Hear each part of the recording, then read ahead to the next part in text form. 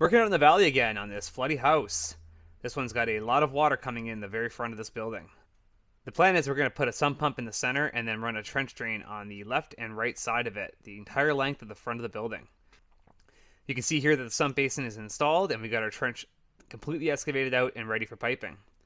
While the boys are working on that, I did the discharge line to the exterior, and now the perforated 3-inch pipe is installed, ready to go on both the right side and the left side here in this very tight area. Time for some concrete. Using the big mixer today. We got Jared here working, doing concrete for his very first time, and he did a pretty darn good job considering the circumstances here. Pretty tight space to do a nice clean concrete job like this.